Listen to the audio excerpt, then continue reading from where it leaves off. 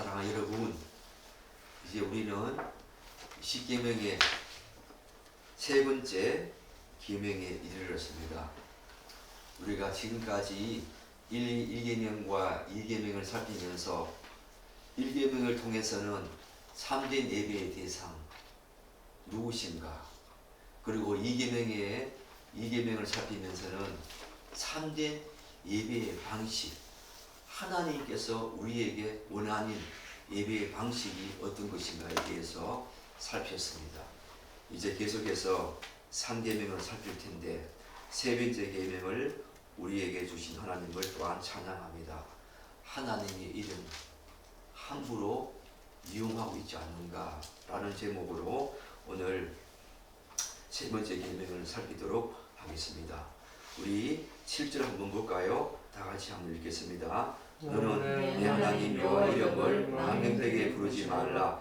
여호와는 그의 이름을 망령되게 부르는 자를 죄없다 하지 아니하리라. 제가 이 7절을 묵상하면서 이거 한 절이지만 좀 내용이 좀 방대해서 다음 주에 한 번 더 7절을 살피도록 하고, 오늘은 여호와 이름을 망령되게 부르지 말라라고 하는 이 의미가 무엇인지 먼저 살피도록 하겠습니다. 여기서 우리가 주목할 사실은, 제가 이 말씀들을 묵상하면서 제3계명과 2계명은 매우 긴밀한 연결관계가 있다라는 것을 깨닫게 되었습니다. 물론 두 계명은 서로 관련이 있다고 해서 동일한 내용을 말하는 것은 결코 아니지요. 각각 강조하는 초점은 다릅니다. 그럼에도 불구하고 2계명과 3계명은 실과 바늘처럼 깊은 연관이 있다는 사실을 발견하게 되었습니다. 2계명은 제가 말씀드린 것처럼 하나님을 어떤 방식으로 예배할 것인가와 관련되지요. 다시 말씀드려서 하나님이 친히 계시하신 방식이 아니라 인간이 만들어낸 방식으로 하나님을 표현하고 예배하는 것을 강력히 금지하는 계명이 2계명입니다. 반면 3계명은 어떻습니까? 하나님의 이름을 어떻게 사용할 것인가, 곧 하나님의 이름과 권위에 대한 인간의 태도를 다루고 있지요. 이처럼 두 계명은 서로 다른 영역을 강조하고 있습니다. 그러나 실제로는 다음과 같은 측면에서 매우 깊은 연결이 있다고 저는 생각합니다. 첫 번째, 왜냐하면 사랑하는 여러분, 예배는 언제나 하나님의 이름을 부르는 행위와 함께 이루어지기 때문입니다. 우리가 2계명에서 하나님을 어떻게 예배해야 되는가, 예배의 방식을 배웠는데, 예배는 언제나 하나님의 이름을 부르는 행위와 함께 이루어지기 때문입니다. 2계명과 3계명은 연관되어 있다는 거지요. 우리가 하나님께 예배를 드릴 때에 한번 생각해 보십시오. 오늘도 우리가 지금 제가 설교하고 있지 않습니까? 우리가 찬양합니다. 그리고 기도합니다. 축도에 이르기까지 모든 예배 순서 속에 하나님의 이름이 등장하지요. 하나님의 이름이 등장하지 않는 예배는 없습니다. 예배는 본질적으로 하나님의 이름을 부르고 높이는 행위이지요. 그러므로 예배의 방식에 대해 말하는 이 2계명과 오늘 하나님의 이름에 대한 태도를 말하는 이 3계명은 자연스럽게 서로 긴밀하게 연결될 수밖에 없지요. 두 번째, 2계명과 3계명이 깊은 관련이 있는 이유는 형상을 만들면, 2계명에서 하나님께서 말씀하시지요. 절대로 형상을 만들지 말라. 그런데 형상을 만들게 되면 결국 거기에다가 하나님의 이름도 왜곡되기 때문입니다. 인간이 하나님의 형상을 어떤 방식으로든 유무형의 형식을 만드는 순간 하나님의 이름도 왜곡되기 때문입니다. 이게 무슨 말씀인가 하면 한번 생각해 볼까요? 인간이 하나님을 형상으로 만들기 시작하면 그 다음에는 반드시 무엇이 따라옵니까? 그 형상에 이름을 붙이게 되어 있습니다. 그리고 그 이름으로 의식을 행하고 그 이름으로 예배하고 그 이름으로 권위를 행사하며 그 이름으로 예배를 드립니다. 구약 성경 우리가 이런 내용 알고 있지 않습니까? 이스라엘 백성들은 하나님을 완전히 버린 적이 한 번도 없습니다. 다른 신을 섬길 경우보다 하나님과 함께 다른 신들을 섬기는 이런 혼합주의가 이스라엘에게 만연했지 한 번도 이들은 하나님을 버린 적이 없습니다. 그들은 하나님을 부인하지 않았지만 하나님을 자신들이 만든 종교 체계 안에 끌어들였지요. 그렇지 않습니까? 이 사실을 가장 잘 보여주는 사건이 바로 금송아지 사건 아닙니까? 출애굽기 32장 4절에 보면 이런 말씀이 있지요. 아론이 그들이 손에서 금고리를 받아 부어서 조각칼로 새겨 송아지 형상을 만드니 그들이 말하되 형상을 만들었습니다. 그 다음에 그들이 어떻게 말합니까? 이스라엘아, 이는 너희를 애굽 땅에서 인도하여 낸 너희의 하나님이다. 그들은 금으로 송아지 형상을 만들었고 그 형상을 가리키며 너희를 애굽에서 인도하여 낸 하나님이다 라고 하는 이름을 붙였습니다. 여기에서 형상을 만든 행위는 제2계명을 어긴 것이지요. 그리고 그 형상에다가 하나님의 이름을 붙인 것은 3계명을 어긴 것이지요. 즉 2계명이 동시에 침해되는 사건이 바로 금송아지 사건입니다. 그러니까 2계명과 3계명은 깊은 관련이 있지요.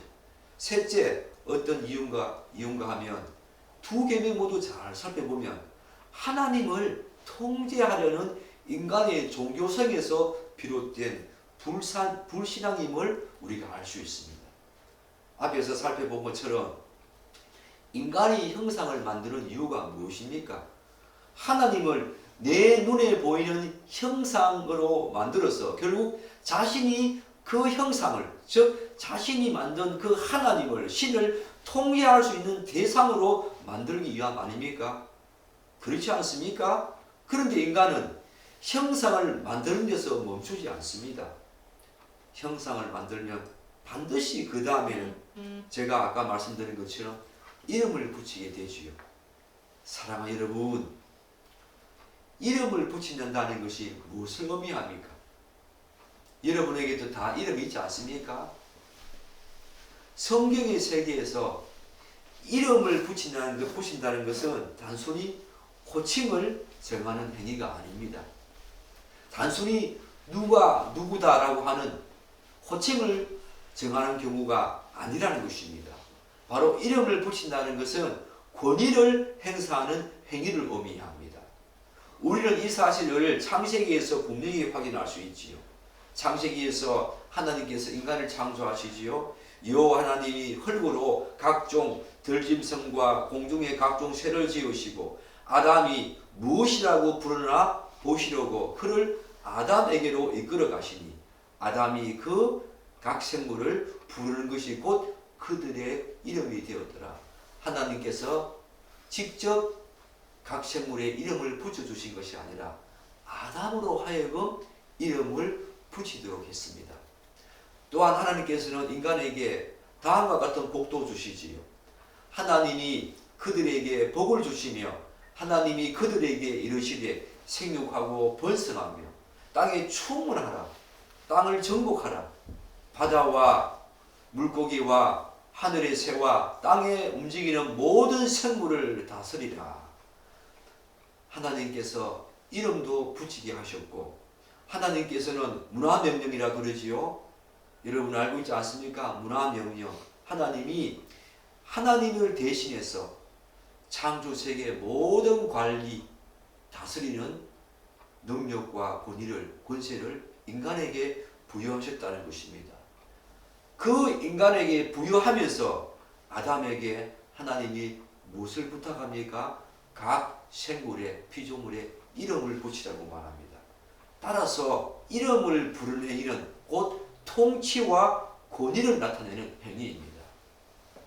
사람이 각 생물의 이름을 붙인다는 것은 하나님께서 인간에게 문화명령으로 내 대신 하나님을 대신해서 피조물을 다스리고 또한 그들을 잘 관리하라는 권위와 또한 권세와 통치력을 주신 것입니다. 바로 이름을 붙인다는 것은 바로 그런 것입니다.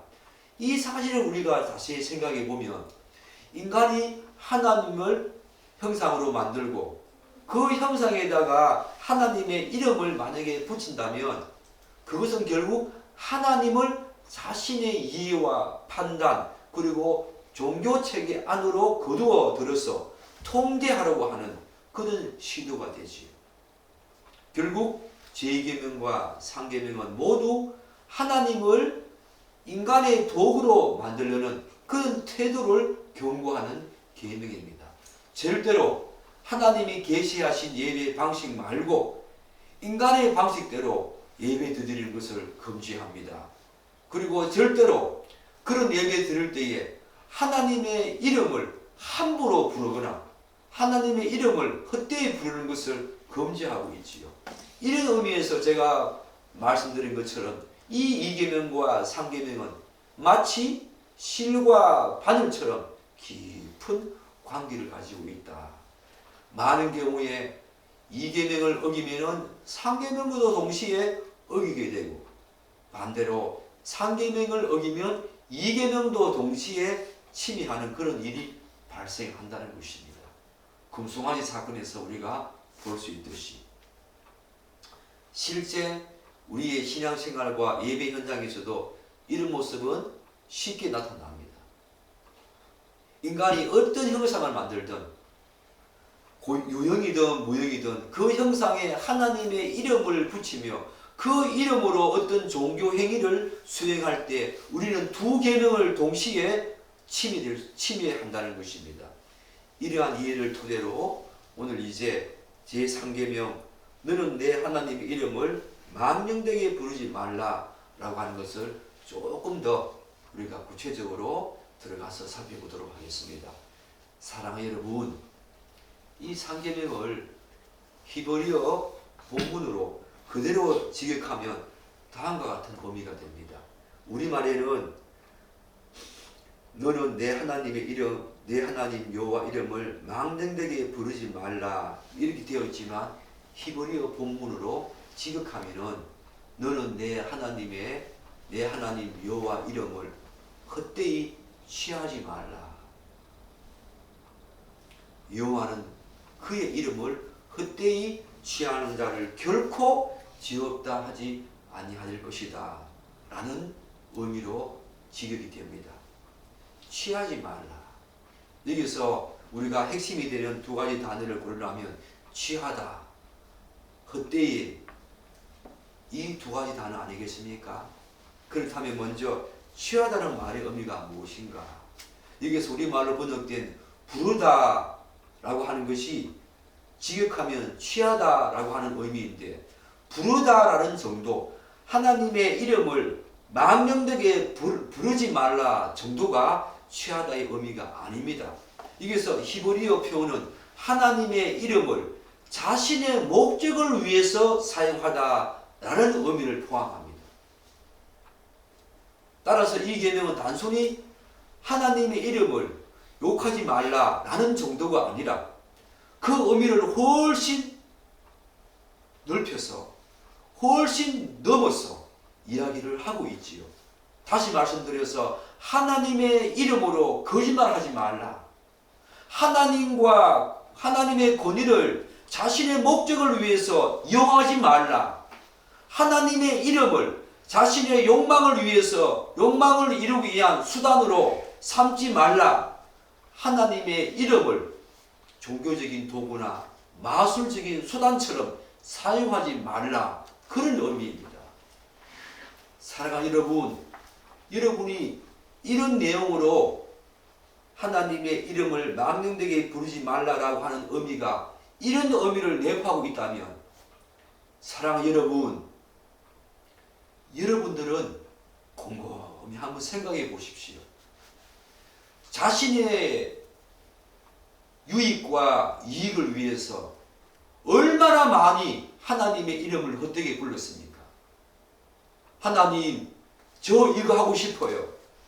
하나님, 하나님의 뜻이 아니지만 저 이거 하고 싶어요. 하나님의 이름으로 제가 기도드리니 하나님 제 기도에 응답해 주십시오 라고 기도했다면 그 기도는 이미 상계명을 어긴 것입니다.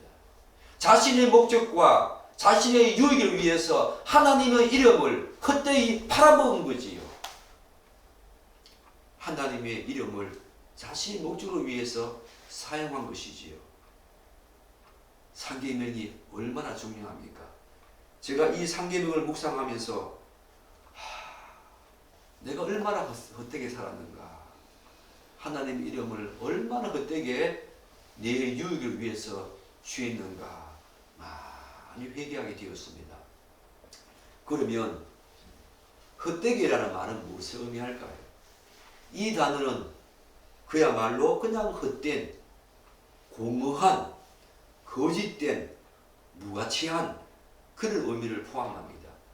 따라서 단순히 말을 가볍게 하는, 하나님의 이름을 망령되게 부르지 말라, 하나님의 이름을 그냥 가볍게 말하는 그런 의미가 아니라 그 이름이 가진 본래의 의미와 목적과 가치와 영광을 고려하지 않은 채 그냥 아무렇지 않게 하나님의 이름을 사용하는 것을 헛되이 망령되게 라고 우리가 이야기를 할 수 있겠지. 결국 상계명이 금하는 것은 하나님의 이름을 자신의 헛된 목적과 이익을 위해서 사용하는 태도를 금하고 있습니다. 그렇다면 사랑하는 여러분, 하나님께서는 왜 이렇게 강하게 자신의 이름을 보호하시는 걸까요? 자신의 이름을 이렇게 함부로 취하지 말라고 그렇게 강력하게 경고하고 있을까요? 그 이유는 고대 근동 문화에서 이 이름이 지닌 특별한 의미와 깊은 관련이 있습니다. 고대 세계에서 이름은 단순한 호칭이 아니죠. 지금도 마찬가지입니다. 존재 그 자체를 의미합니다. 구약에서도 우리는 이러한 사례를 쉽게 발견할 수 있습니다. 하나님께서 아브라함을 아브라함으로 개명시켜 주십니다. 하나님께서 야곱을 이스라엘이라고 또한 부르게 하십니다. 그 의미가 무엇을 의미합니까? 그 이름 그대로 놔둬도 되는데 왜 하나님께서 이름을 다시, 예수님께서는 베드로를 바로 개발하고 반석이라고 이렇게 다시 불러주시지요. 이제 더 이상 예전의 아브라함과 야곱과 베드로 그런 어떤 삶이 아니라 하나님께서 주신 그 이름의 의미에 맞는 새로운 삶의 방향과 존재와 목적, 그리고 그 사명을 가지고 살아가라고 하는 그런 의미에서 하나님께서는 그들에게 다른 이름을 주신 것입니다. 이처럼 성경에서 이름을 우리가 안다는 것은 단순히 그 사람의 호칭이 무엇인가 아는 정도가 아니라 그 존재의 본질과 정체성을 아는 것입니다. 사랑하는 여러분, 인간의 이름도 이러할진데 이렇게 중요한 의미를 지니고 있을진데 하물며 하나님의 이름이 담고 있는 의미는 또한 그 영광과 권위는 얼마나 크고 위대하겠습니까? 그래서 하나님께서는 자신의 이름을 망령되게 부르지 말라고 우리에게 금하고 있는 것입니다. 또 하나 우리가 주목해야 될 사실은 성경에서 이름은 단순히 호칭이 아니라 제가 말씀드린 것처럼 명성과 권위와 인격과 능력을 나타내는 의미입니다. 예를 들어서 바벨탑 사건 여러분 잘 알고 있지 않습니까? 그들이 이렇게 말합니다. 자, 성읍과 탑을 건설하여 그 탑 꼭대기를 하늘에 닿게 하여 우리 이름을 내고 온 지면에 흩어짐을 면하자. 이들이 바벨탑을 쌓고 난 후에 뭐라고 말합니까? 우리 이름을 내고, 여기에서 이름을 낸다라는 말은 단순히 유명해지겠다라는 것이 아니지요. 바로 자신들의 권력과 명성을 세우겠다는 것입니다. 하나님이 아니라 자신들의 명성과 권력을 세우겠다, 그런 의미입니다. 그래서 하나님께서는 이렇게 선언하십니다. 나는 여호와이니, 내 이름, 나는 여호와이니, 이는 내 이름이라. 나는 내 영광을 다른 자에게 주지 아니하리라. 하나님께서는 여호와의 이름, 그 의미가 담고 있는 명성과 권위와 권력을 다른 어떤 존재에게 주지 아니하시기를 원하십니다.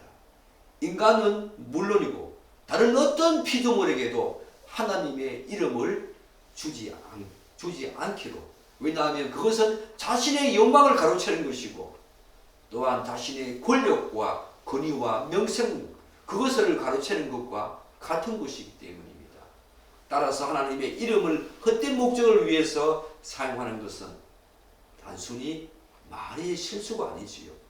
하나님의 권위와 인격과 그분의 영광을 왜곡하는 것입니다. 그것은 종종 바리새인들과 서기관들이 보여주었던 것처럼 하나님의 이름을 이용한 종교적인 위선이 될 수가 있습니다. 하나님의 뜻을 빙자해서 자신의 욕망과 욕심을 정당화하는 불신앙일 수 있다는 것입니다. 사랑하는 여러분, 이쯤 되어도 여러분에게 어떤 이 삼계명이 여러분에게 어떤 도전을 주지 않습니까?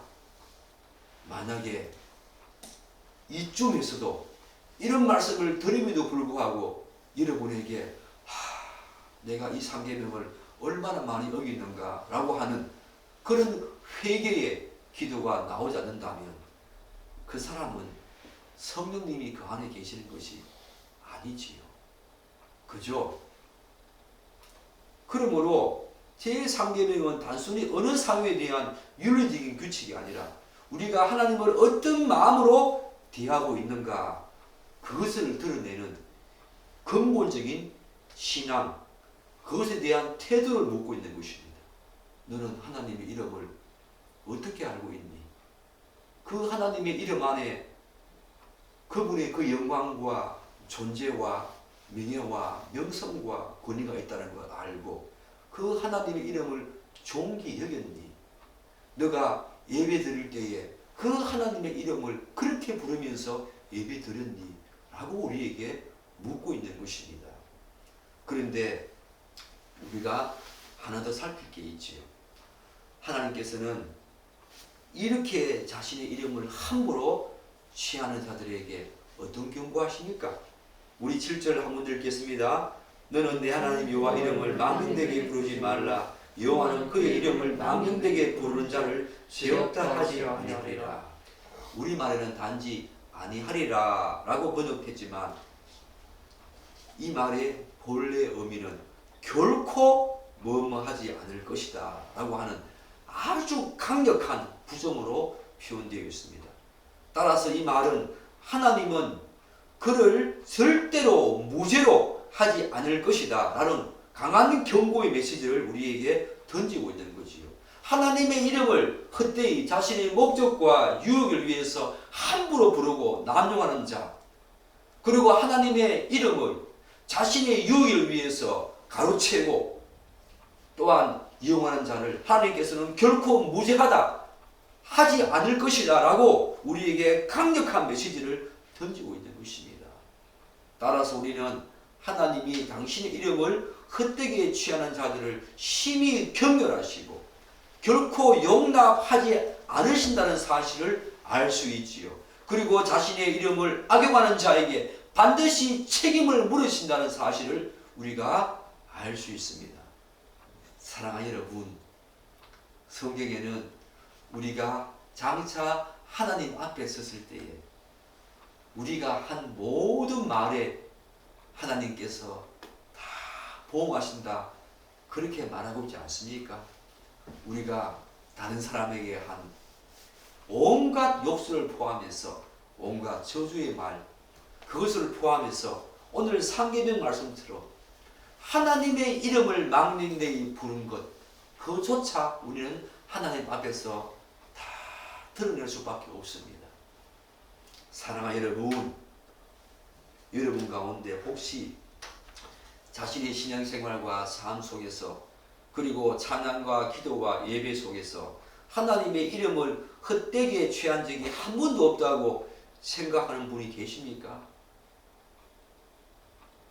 다시 말씀드려서 하나님의 이름을 자신의 헛된 목적이나 개인적인 이용, 개인적인 그런 이익을 위해서 사용한 적이 한 번도 없다, 전혀 없다, 그렇게 자신 있게 말씀하실 수 있는 분이 여기에 계십니까? 아마도 어떤 사람들은 많은 경우에 마음으로 이렇게 생각할지도 모르겠습니다. 나는 하나님의 이름을 욕하거나 함부로 말한 적이 없다. 그렇게 마음속으로 생각하는 분도 계실 것입니다. 그러나 상계명은 그 정도의 의미가 아니지요. 또 이렇게 생각하는 사람이 있을 것입니다. 나는 상계명을 어긴 적이 없다. 함부로 그분의 이름을 부른 적도 없고, 그리고 그분의 이름을 욕하거나 그분의 이름에다가 욕설을 가하거나 사람의 이름처럼 헛되이 사용하거나 거짓되게 사용한 적이 없다. 그렇게 생각하는지도 모르겠습니다. 그러나 조금만 생각해 보면, 조금만 더 폭넓게 생각해 보면, 십계명 가운데 우리가 가장 쉽게 오해하거나 혹은 자신과는 크게 관련이 없다라고 생각하는 계명 중에 하나가 바로 이 상계명이라고 저는 생각합니다. 그만큼 상계명은 우리에게 많은 오해를 준다는 것입니다. 왜냐하면 많은 사람들은 상계명을 단순히 하나님의 이름을 욕설처럼 사용하지 않는 것 정도로 이해하기 때문입니다. 내가 하나님 이름을 언제 욕했어? 하나님의 이름을 망령되이 내가 부른 적이 없어. 그 정도로 이해하기 때문입니다. 그래서 상계명은 쉽게 지나갑니다. 그래서 자신은 하나님의 이름을 직접적으로 모독한 적도 없고, 그분의 이름을 이용해서 노골적으로 이익을 취한 적도 없고, 그렇게 생각하기 때문에 자연스럽게 나는 상계명과 무관하다라고 생각하는 경우가 허다하다는 것입니다. 그러나 성경이 말하는 상계명의 의미를 조금만 더 깊이 들여다보면 우리는 곧 이러한 생각이 얼마나 피상적인 우리의 이해에 그쳤는가 깨닫게 되어지지요. 제3계명은 단순히 입술로 하나님의 이름을 욕하지 말라는 그런 어떤 윤리적인 금지를 넘었습니다. 성경이 말하는 여호와 이름은 단순한 호칭이 아니라고 말씀드렸지요. 단순한 발음이 아니라고 말씀드렸지요. 하나님의 존재와 성품과 그분의 그 권위와 명예를 대표하는 무한한 영광이 담겨져 있는 그분의 이름이 여호와라는 이름입니다. 따라서 하나님의 이름을 망령되이 부른다는 것은 단지 말의 문제만이 아니라 하나님의 이름을 자신의 욕망과 목적을 위해서 가볍게 사용하거나 그분의 권위를 자신의 삶의 도구처럼 이용하는 모든 태도를 포함하기 때문에 우리는 제3계명에서 벗어날 자가 아무도 없다는 것을 인정해야 합니다. 이러한 관점에서 3계명을 다시 한번 바라보게 되면 우리는 더 이상 이 계명을 자신과 무관한 그런 어떤 규정처럼 어길 수 없게 되어지지요. 오히려 우리는 스스로에게 매우 정직한 질문을 던지게 되어집니다. 과연 우리는 하나님의 이름을 언제나 경외하는 마음으로 불러왔습니까? 아니면 때로는 우리는 우리의 생각과 주장과 혹은 우리의 욕망을 정당화하기 위해서 하나님의 이름을 쉽게 끌어다 사용한 적은 없습니까? 라고 하는 정직한 질문을 던지게 되어줍니다. 바로 이 지점에서 우리는 상계명이 생각보다 훨씬 깊고 넓은 의미를 담고 있다는 사실을 알게 되지요. 여호와 이름을 망령되이 일컬지 말라. 이 명령은 단순한 어느 사용을 규정하는 법조항 정도가 아닙니다. 그것은 하나님의 거룩하신 이름을 우리가 얼마나 존중하고 있는지, 그리고 그분의 그 권위와 주권을 우리의 삶과 신앙 속에서 얼마나 실제로 인정하고 살아가고 있는지를 묻는 질문입니다. 사랑하는 여러분, 여러분은 하나님의 이름을 존귀히 여기고 있습니까? 하나님의 이름을 아무데나 갖다 붙이면서 기도하고 있지 않습니까? 자신의 욕심을 위해서, 자신의 유익을 위해서, 자신이 구하고자 하는 것을 얻기 위해서 기도할 때에 하나님의 이름을 그냥 막 들이대면서 하나님, 거기다가 온갖 하나님의 이름에 미사오구를 사용해 본 적이 없습니까? 저는 많이 있습니다. 결코 우리는 하나님의 이름을 망령되이 일컬지 말라라고 하는 이 계명에서 벗어날 자가 아무도 없습니다. 제가 다음 시간에 좀 더 구체적으로 말씀드리겠지만, 제가 아이들에게 가끔 웃기려고 이런 말을 합니다. 학생들에게 어떤 질문을 던졌을 때에 학생들이 잘못된 대답을 하거나 오개념을 갖고 있거나 오답을 하게 되면 오 마이 갓 라고 하는 말을 자주 사용했습니다. 지금 생각하니 오 마이 갓, 우리가 미국 사람들 가끔 가다가 오 마이 갓, 오 갓, 오 마이 로드, 어떤 일이 있을 때 그렇게 말하지 않습니까? 그 모든 것들이 하나님의 이름을 망령되이 부르는 것입니다. 제가 이 말씀을 묵상하면서 가장 먼저 그런 어떤 내용들이 생각났습니다. 하나님의 이름을 그렇게 망령되이 불렀구나. 그분의 그 존귀와 영광과 그분의 그 존재, 본질이 담겨있는 그 이름을 그런 식으로 웃기려고 아이들은 그럴 때마다 웃지요. 사랑하는 여러분, 기도는 어떻습니까? 내 욕망을 채우기 위해서, 내 자신의 이익과 유익을 위해서 하나님의 이름을 함부로 부르면서 그렇게 기도한 적이 없습니까? 저는 많이 있습니다.